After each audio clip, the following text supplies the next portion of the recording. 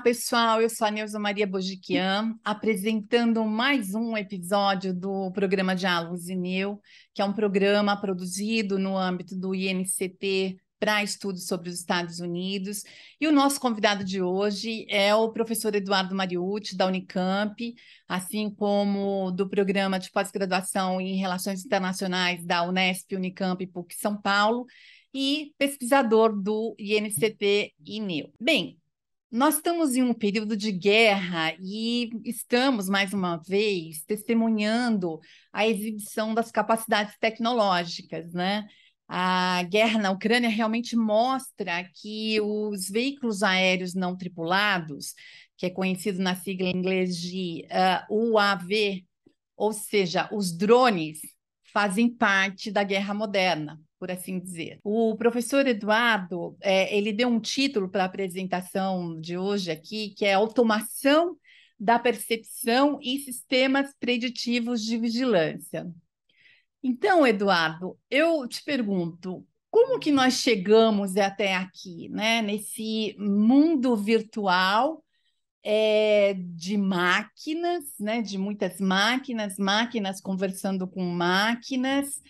E você, eu lendo um texto seu, me preparando aqui para essa apresentação de hoje, eu li um texto seu em que você cita o Norbert Wiener, que é o autor daquele livro Cybernetics, né? E ele disse que as formigas ilustrariam um comportamento cibernético, em que as informações elas são coletadas, processadas de forma descentralizada, esse é um ponto importante, gerando assim mecanismos de controle que coordenam todo o conjunto do sistema.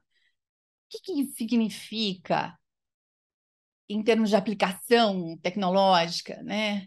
Em termos de informação, em termos de inovação, e principalmente pelos Estados Unidos, né? Mas não só os Estados Unidos, outras potências também. Eu já agradeço a sua presença aqui, em nome de toda a equipe aqui do programa. Seja muito bem-vindo e, por favor, pode tomar a palavra.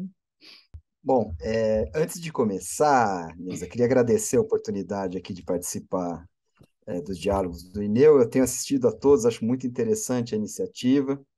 E vamos lá. Olha só, eu acredito o seguinte, eu queria primeiro, antes de fazer uma genealogia do presente, tal como você descreveu, desenvolver um pouquinho o que significa a ideia de automação da percepção.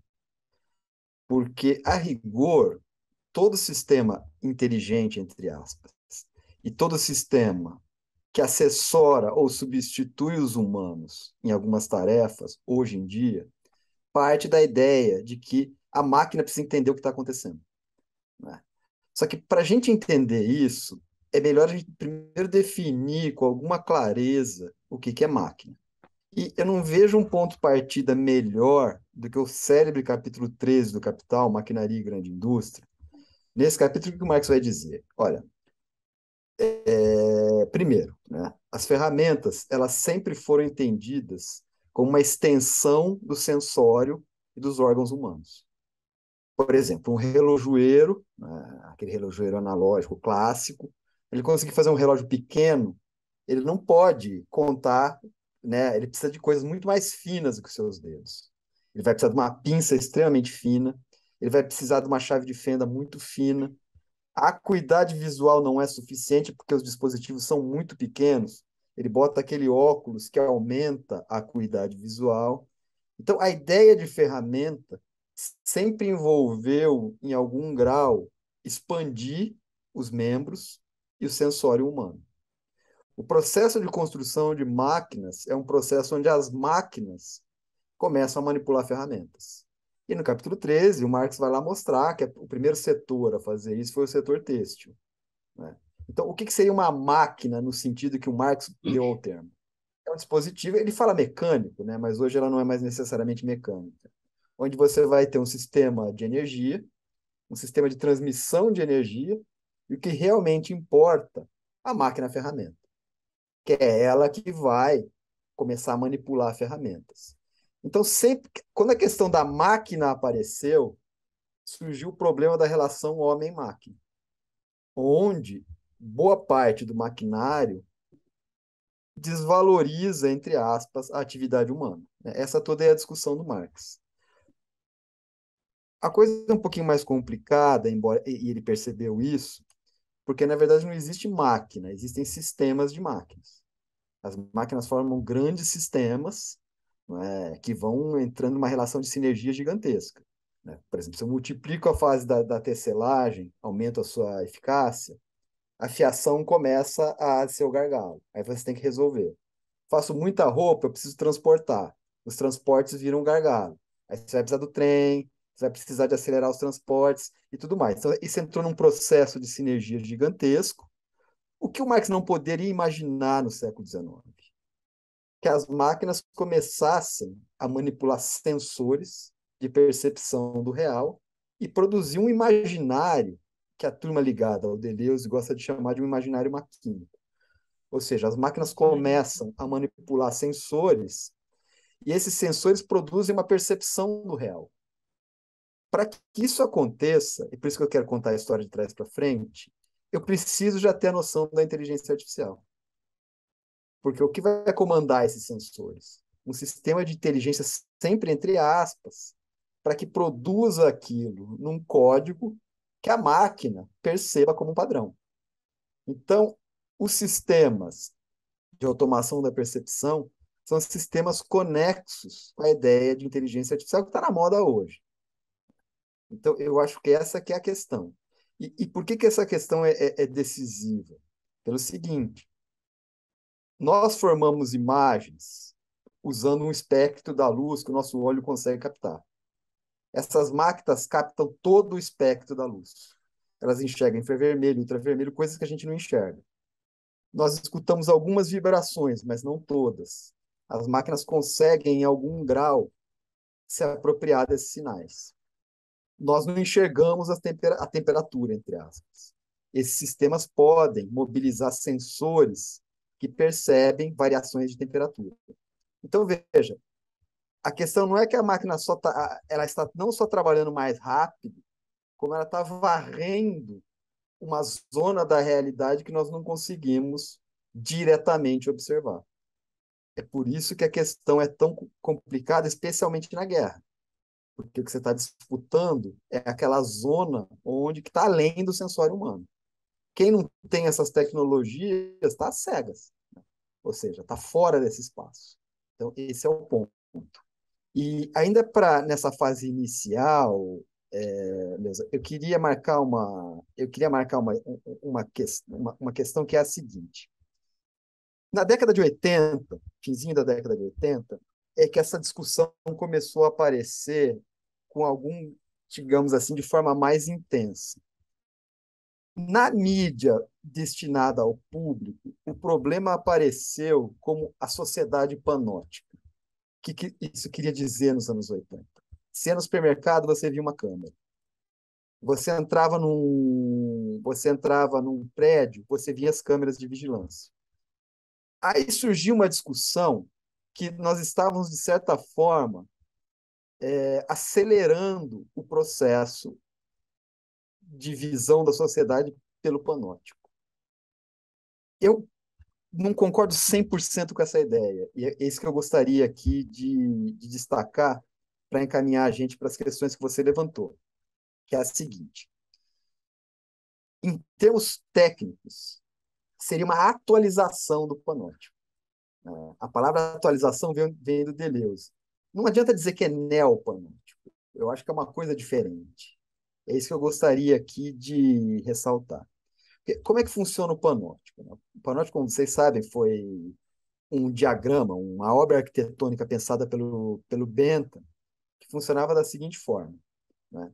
Você tinha uma torre central, com janelas translúcidas, e um anel no entorno dessa torre, onde ficavam as celas dos detentos. Os detentos, então, ficavam nessa cela, ela tinha grade para fora e para dentro. Isso permitia que a luz atravessasse. O que é a ideia do panóptico? o detento nunca sabia se ele estava sendo vigiado, porque ele não conseguia enxergar o sentinela. O sentinela já enxergava o detento. Então, qual que é a visão? E aqui eu vou ser literal. O Bentham diz o seguinte: por uma simples ideia de arquitetura, os prisioneiros se sentiam vigiados, mesmo quando não houvesse nenhum vigia. Veja só, o Foucault e depois o Deleuze vão tirar disso. O panótico envolve a despersonalização do poder. É uma pessoa que está lá, você não sabe quem é. O que é muito diferente, né? Quando você sabe quem está te vigiando, você sabe os traços do sujeito, você vai se comportar de uma maneira, né, de acordo com quem está te vigiando. Você não sabe. Você não sabe nem se você está sendo vigiado. Mas você vai assumir o quê? Que está sendo. Né? Então, é uma forma econômica, né, de despersonalizar o poder e uma tecnologia basicamente baseada na arquitetura que vigia as pessoas. Né? E o próprio Bentham disse que isso poderia ser expandido para qualquer sistema baseado no controle e na produtividade. A escola, o hospital, a fábrica, a obra do Foucault. O que eu acho que é o ponto, e aí eu estou tomando carona num sujeito chamado Paul Virilio, um livrinho escrito no finzinho dos anos 80, A Máquina de Visão. O Virilio vai dizer o seguinte, olha, não é tão bom falar em neopanótico, porque, como eu disse, no panótico é um olho humano que está vigiando os detentos. Você olha para uma câmera, você não sabe quem está por trás dela. Os melhores sistemas não tem homens olhando, só tem um cara, né, que ele fica lá cheio de monitores, mas a esmagadora maioria dos procedimentos de vigilância são totalmente automatizados. E você não tem nem noção do que a máquina está medindo. Se é a sua temperatura, para onde você está olhando. Então, é por isso que eu acho que a ideia do panótico ela é boa, mas não nos mesmos termos. Não é? Eu acho que já no fim do século XX, a gente, de certa forma, ultrapassou o panóptico. O seu princípio foi preservado, por isso a ideia da atualização. Né? O termo de atualização na tradição de Deleuze é parecido com a atualização de computador. Né?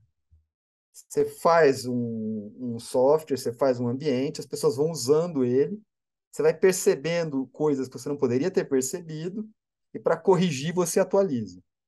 Então, é mais ou menos o seguinte: o que escapou do panótico, como é que a gente faz para enquadrar? É nesse sentido, então, que é mais perturbador um sistema de vigilância que seja baseado em máquinas que percebem o seu redor e, principalmente, se comunicam com máquinas. Ou seja, por isso a centralidade da teoria da informação. Essas máquinas estão trocando 0 e 1. Um. Esse 0 e 1, na verdade, são codificações do real. É nesse sentido que o filme Matrix foi um filme muito interessante, né? Um filme escrito em 90, um filme rodado em 99, que está discutindo a consciência e tal, mas basicamente é um mundo maquínico. Né? E é curioso porque o homem não é nem um apêndice da máquina, o homem é a força motriz da máquina, ou seja, ele é energia elétrica. Né? Então, a ficção sempre pegou essas coisas de forma exagerada, mas interessante. Por fim, para dizer por que é um neopanótico, a coisa é mais complicada também pelo seguinte: nós estamos sendo monitorados não apenas no espaço público, mas no espaço privado. A gente dorme do lado do celular, a gente vai com o celular para tudo quanto é lugar. E vários dos sistemas que são ligados à internet, eles querem detectar nossos padrões de comportamento. Essa detecção de padrões de comportamento ela serve a dois propósitos. Eu acho que é aí que a coisa fica quente. Um propósito que é mais nítido é direcionamento de propaganda, o que você vai assistir na Netflix, né? E isso é o mais evidente. Mas há um outro ponto, que é padrões de risco. À medida que eu consigo perfilar uma pessoa através dos seus hábitos que muitas vezes são inconscientes, você vai gerando um conjunto de perfis que podem indicar propensão ao consumo de tais coisas, mas a propensão a tais ações. Então, é como se você sempre tivesse as duas dimensões operando numa forte sinergia.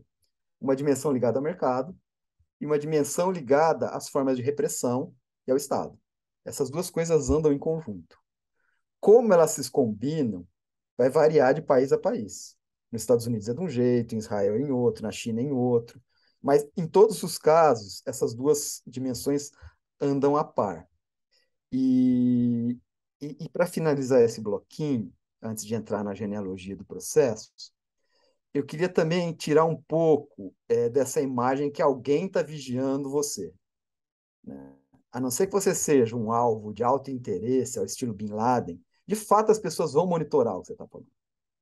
Mas, de forma geral, o que acontece? Elas estão monitorando padrões e perfis, né? E você está dentro de vários perfis, muitas vezes. Óbvio que, se por algum motivo alguém imaginar que você é uma ameaça, você pode passar a ser rastreado. Então, porque imagina o que seria a quantidade de dados que envolveria todo mundo ser vigiado, todas as nossas conversas, né? É fato que as Smart TVs de fato podem ouvir a gente, mas elas só captam, digamos assim, algumas palavras-chave, e só vai comunicar se for necessário. É muito simples você fazer essa experiência. Se você tem em casa um roteador, você desliga tudo que você tem em casa. Deixa só uma coisa ligada à internet. E ela está desligada. Desligada entre aspas, né? A TV ela não está desligada, ela está na força. Analisa se ela está mandando dados para outro lugar pelo seu modem. Tipo, todas as coisas fazem isso. Ela não está recebendo informação nenhuma, a princípio, ela não está ligada, mas ela está comunicando dados, né? Metadados. Então, né, o sistema de vigilância funciona desse jeito.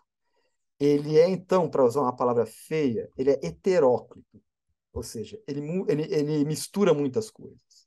Não só não tem uma pessoa te observando, como não tem uma instituição. Não tem o governo dos Estados Unidos te observando. Não tem o NSA. Existe um conjunto muito grande de sistemas que perpassa o público e o privado, né? Os estados, as empresas. E aí, né, é por isso que eu gosto da palavra heteróclito. Essa palavra ela vai ser, em termos técnicos, traduzida, e também no português fica ruim, um termo que é teórico, chama assemblagem. É um sujeito chamado Manuel de Landa que desenvolve isso, essa ideia, através de uma tradução da noção de agenciamento que vem do Foucault e do Deleuze. O que é a ideia? É um, esse sistema é múltiplo.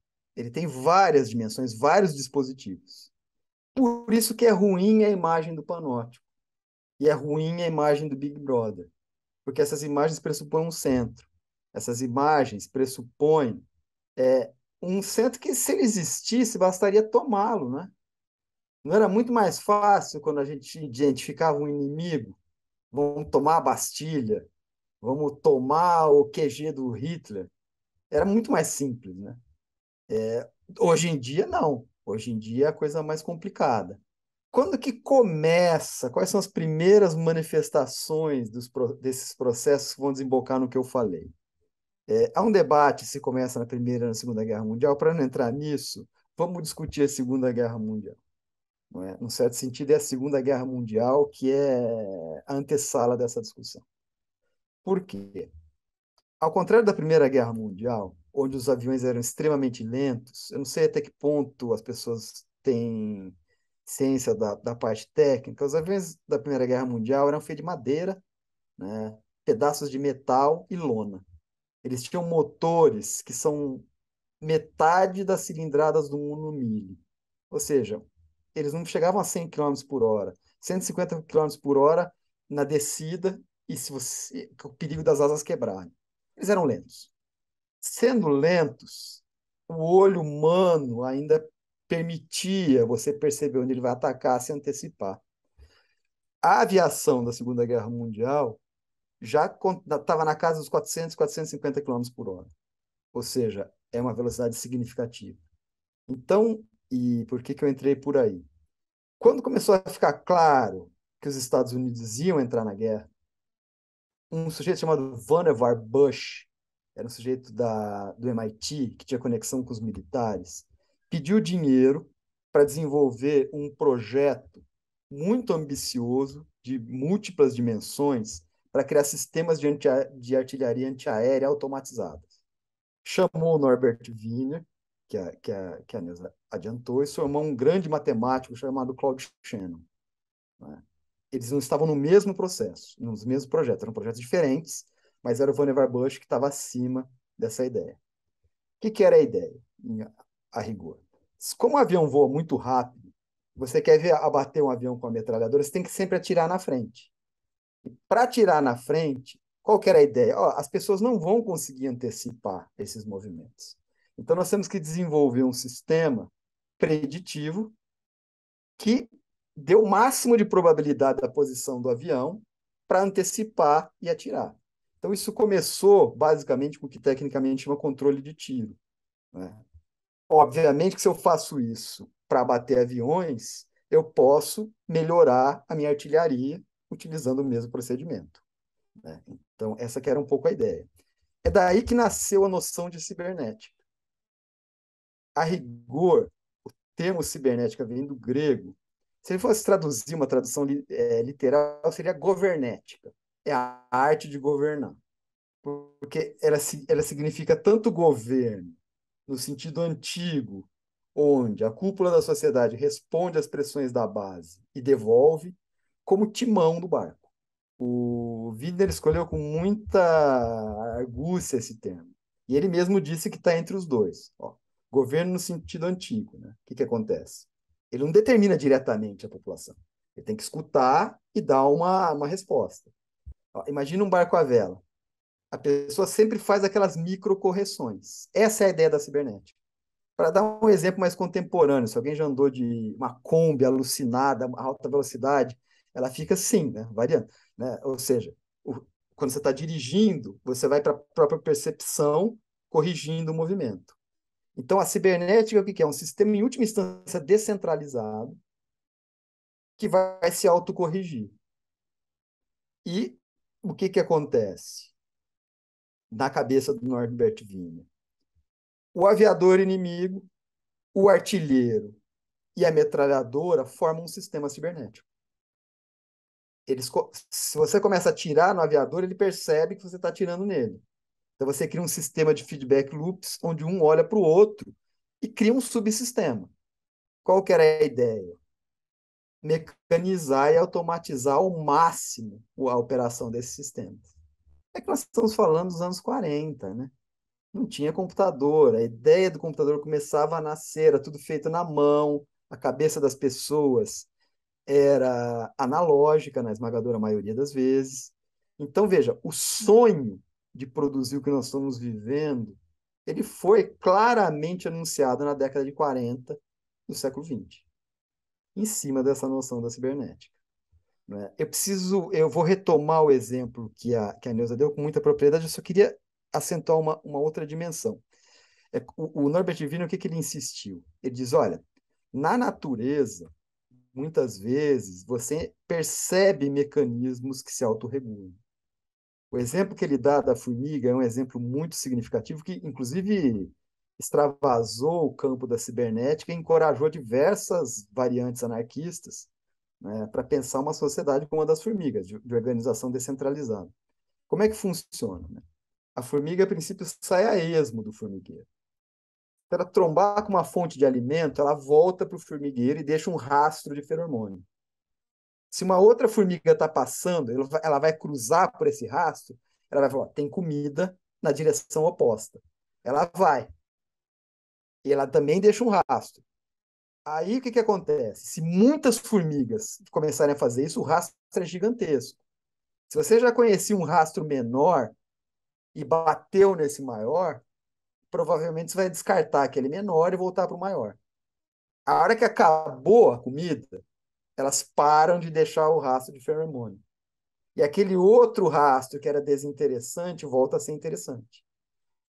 Eu consigo imaginar um exemplo, né? Imagina se você está perdido no mato, você encontra uma picada. Você vai seguindo. Se você tromba numa picada mais grossa e aquela sua menor continua, provavelmente você vai fazer o quê? Você vai entrar na mais grossa e escolher uma direção. Né? É desse sentido que funciona. Então, um sistema extremamente descentralizado, com baixa capacidade de processamento, opera em termos, e aqui eu tenho que ser um pouco chato, em termos de feedback negativo. E essa é uma ideia fundamental da cibernética. Né? O que é a ideia de um feedback negativo? Esse comportamento das formigas permite alguma inovação, alguma liberdade, mas coloca ela dentro de certos limites. Essa é a noção de feedback negativo. Né? Do ponto de vista mecânico, é a figura do termostato. Né? O termostato talvez seja o exemplo mais simples de entender um sistema de feedback negativo. Né? O que acontece? Um termostato ele deixa a temperatura oscilando entre dois limites, pelo menos dois, né? Pode ser um só. Você não quer que esteja acima de 40 graus, por exemplo. Mas vamos supor que você queira que a água fique entre 20 e 40. Como é que funciona o termostato? Você vai usar uma propriedade simples, que é a dilatação dos metais. Né? Se você passou dos 40 graus, você calibra o termostato de forma o quê? Ele dilatou o metal, ele tocou no limite superior. Qual que é a informação que você manda? Desliga a alimentação. Para de fazer calor. O sistema vai caindo. A hora que ele passar do nível inferior, aquele metal que estava conectado vai desconectar. Aí qual que é a ordem? Liga a alimentação. Ele vai ligar a alimentação, na hora que ele bater no corpo superior, e ele vai ficar oscilando dentro desses limites. O nosso fígado funciona desse jeito. Tem uma série de coisas que funcionam regulando em sistemas de feedback negativo, sistemas que podem ser chamados também de homeostáticos. A grande pira a grande ambição do Norbert Wiener era tentar aprisionar o mundo inteiro em sistemas de feedback negativo. Então, veja, o que eu disse até aqui. Essa era um financiamento público a cargo das Forças Armadas Americanas que irradiava para as universidades. E eu disse um outro sujeito também, que é o Claude Shannon, que ele é importante demais para nós aqui. Esse Claude Shannon é uma figura assim, fascinante. É bastante difícil lê-lo mais do que o Wiener, pelo menos para quem tem uma pegada das ciências humanas, porque o Wiener discutia muita filosofia, e o Wiener lia Bergson, então eu acho mais fácil.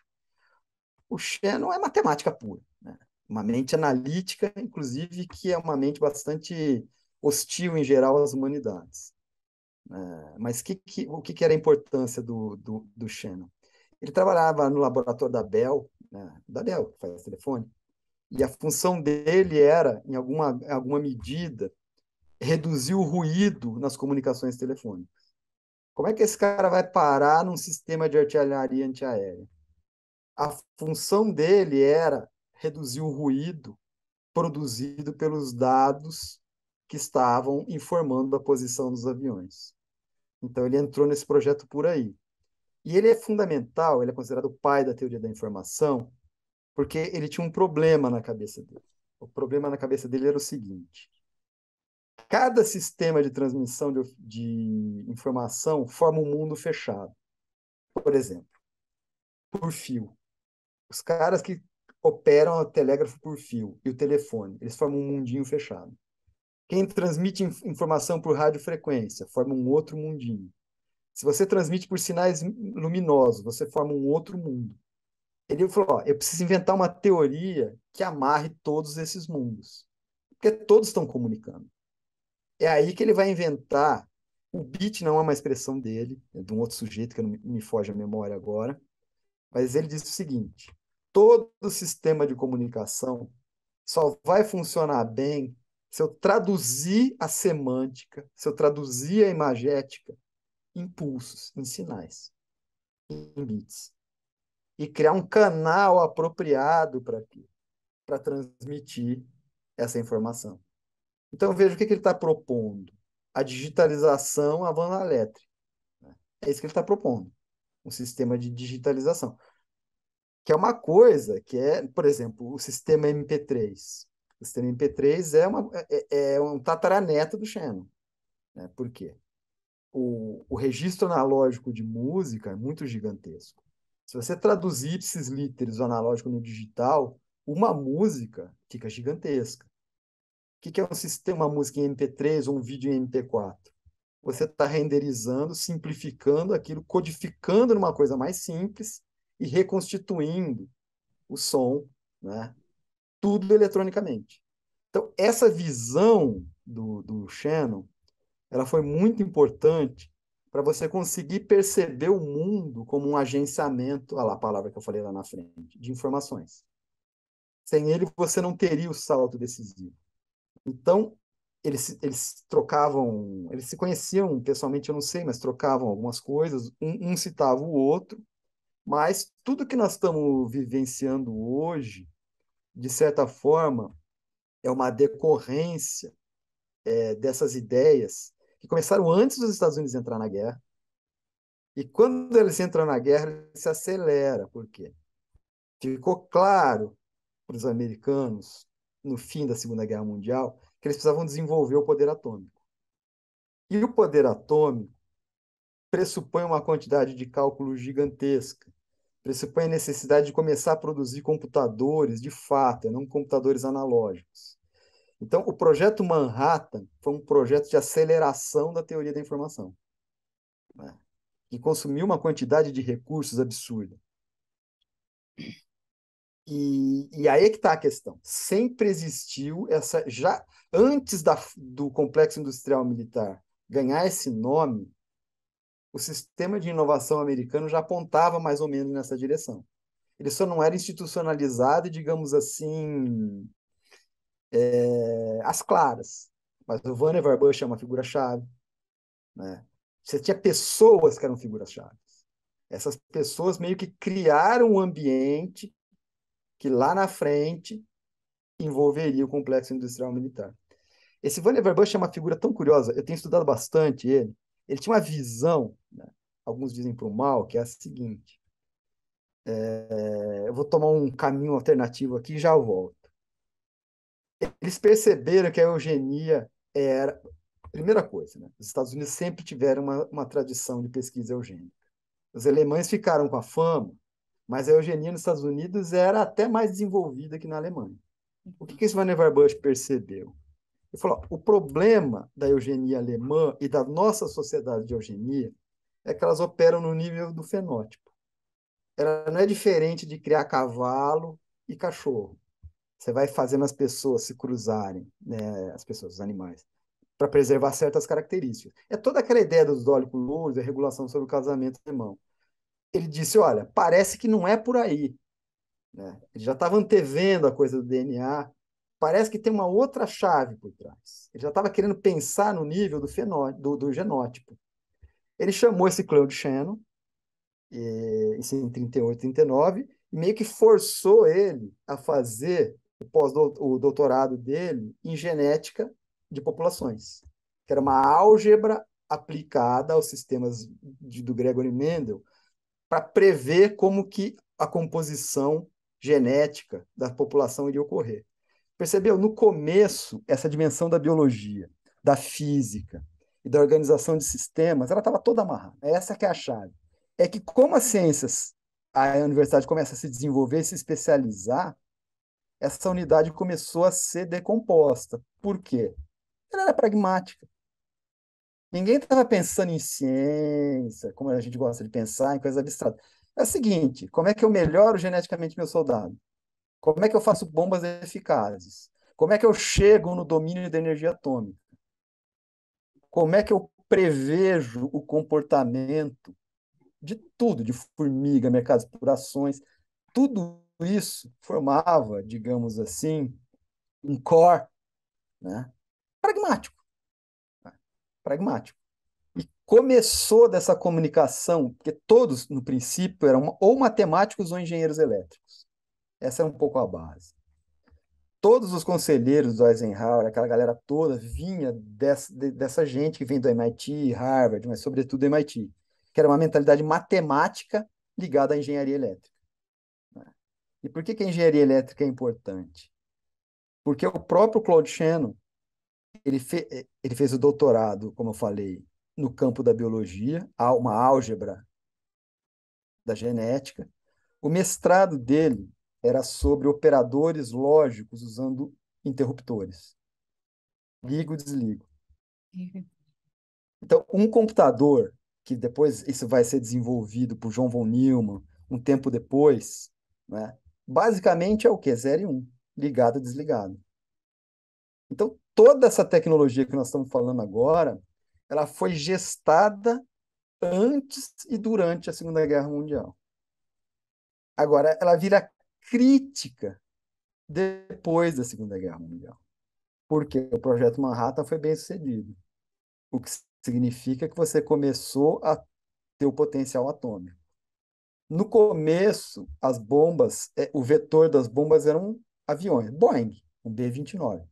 Toda a aviação civil, na verdade, toma uma carona na aviação militar. A Boeing só existe por conta disso. A General Electric participou do Projeto Manhattan. Todas as grandes empresas americanas tinham conexões com o que eu estou discutindo aqui, né? Então, essa que é a questão. Qual que é o problema? Qual é o problema?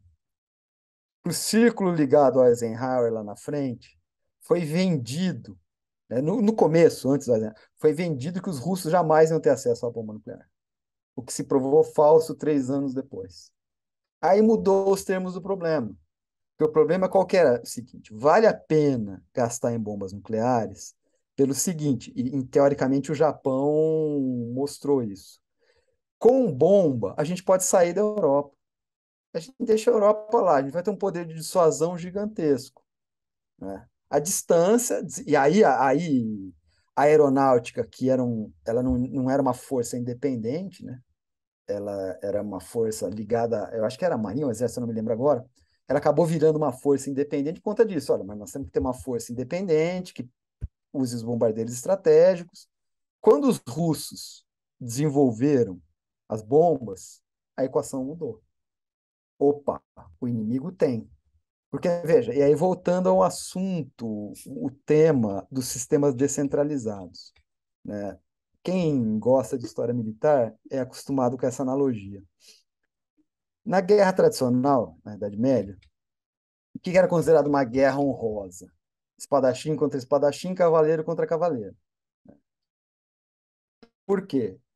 O domínio do arco era muito difícil, né? O arco talvez seja das armas que não sejam de fogo a mais difícil de dominar. Porque você tem que ter uma tensão, é muito difícil. Então, os arqueiros, na verdade, eles só tiravam para cima, entendeu? E depois eles perdiam a função.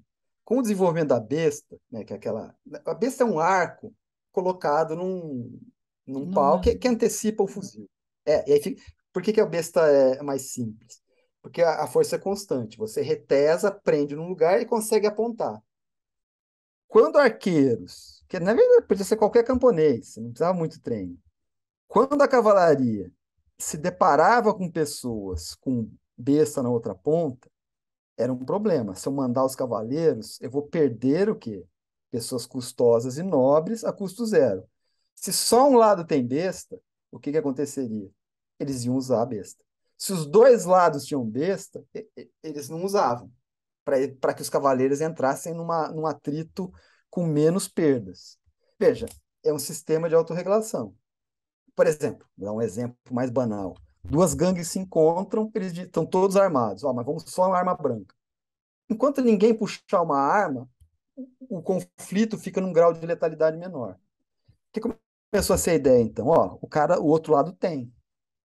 Se o outro lado tem, nós vamos ter que aprender um jeito de impedir ultrapassar o limiar nuclear. Aí que vem o paradoxo, né? Aí que vem o paradoxo. Mas e se o cara atacar? Nós temos que ter uma capacidade de resposta. Porque, veja, vamos supor que é o duelo. Duas pessoas vão fazer um duelo. Quem saca mais rápido e sabe que saca mais rápido vai começar o duelo. Ele sabe que ele vai ganhar. Agora, se você bota uma placa no peito, que você vai tomar o tiro, não vai morrer imediatamente, vai conseguir dar o contragolpe, o sujeito vai ser dissuadido ao começar o ataque. Então, daí que nasceu a ideia da destruição mútua assegurada. Se o inimigo tem a capacidade de contragolpe, a guerra não começa. Ela não começa objetivamente, né? O problema é a garantia da capacidade de contragolpe. Era o Significa que eu vou equilíbrio ter do que. terror, né? Exato, o MED é isso, Mutual Assured Destruction. E o acrônimo em inglês que é perfeito, né? MED. Mas, O acrônimo é perfeito, ele foi pensado nisso, inclusive. oi. E, e aí é que está a questão. O problema é o seguinte, ó, olha como as coisas vão nascendo. Se eu desenvolver um sistema que tem força suficiente para atacar o indivíduo e contra-atacar, mas ele tem um centro decisório único, ou uma fonte única de energia, e o sujeito atacar esse centro, ele desbaratina toda a minha forma de guerra. É aí que você tinha uma discussão que era minoritária na DARPA, que era criar um sistema descentralizado de comunicação. Dentro de uma. Eu acho que as pessoas gostam de acentuar a dimensão militar. Quem eram os caras que estavam por trás disso? Os bicho grilo da Califórnia, nos anos 60. Eles estavam imaginando, pensando nas formigas, no Wiener, um sistema descentralizado de informação. Os americanos, ó, os militares vão financiar. Ah, vamos fazer. Veja, a internet ainda tem essa tensão. Ela tem uma base libertária, dessa galera do Vale do Silício mais libertária, e tem um eixo estratégico. Ela nasceu desse jeito. Né? Ela nasceu desse jeito. Porque qual que era a ideia? Do ponto de vista dos militares. Eu tenho que criar um sistema resiliente de informação e de comando. A ordem foi dada, ela vai chegar de algum jeito. Eu mandei um e-mail para você, ele vai chegar de algum jeito. É a imagem da rede, né? E a estrutura da rede como um sistema descentralizado, porém ordenado de comunicação. O segredo da rede é esse. A rede sempre vai escolher o melhor caminho, entre aspas. Tipo, ela chega num hub, aquele hub está muito lotado. Congestionado. Ela escolhe um caminho lateral e sinaliza aquele caminho. Está vendo a imagem das formigas? É essa ao contrário. Ó, tem muita gente indo para aquele hub. Será que não tem um caminho mais curto? E se eu destruir um hub central, a rede não acaba, porque ela se redesenha em torno dos outros. Essa que era um pouco a ideia. O que os bichos grilos tinham na cabeça? A ideia dos anarquistas e a ideia do Rousseau dos sistemas autárquicos que formam confederações maleáveis. Era isso que estava na cabeça deles. O que estava na cabeça dos militares? Um sistema que, a princípio, tem um comando central. Mas esse comando consegue o quê? Uma forma descentralizada de defesa. Então, essa que eram as ideias. E as armas nucleares elas foram decisivas porque ela transformou isso num imperativo. Tem que ter. E é assim que funciona. E aí você foi multiplicando os meios de lançamento e tudo mais, né? E deixando a questão mais complexa. Mas a ideia central era essa. Bem, pessoal, encerramos a primeira parte da apresentação do professor Eduardo Mariucci, onde ele começa a falar da automação da percepção, ou seja, do sistema em que as máquinas passam a manipular sensores que produzem uma percepção do real. E isso, conforme ele disse, estava ligado à inteligência artificial. E nessa primeira parte do vídeo, ele também começa a falar da genealogia dos processos de automação da percepção, ou seja, quando começam as primeiras manifestações do processo de automação da percepção. E então, em nome de toda a equipe aqui do Diálogos, eu agradeço ao professor Eduardo Mariucci, agradeço também a você que nos acompanha aqui no canal. Espero que você tenha gostado desse vídeo. Já se inscreveu no canal? Isso é importante, porque assim a gente pode te avisar toda vez que um novo vídeo vai ao ar. E não deixe de assistir a parte 2 dessa conversa.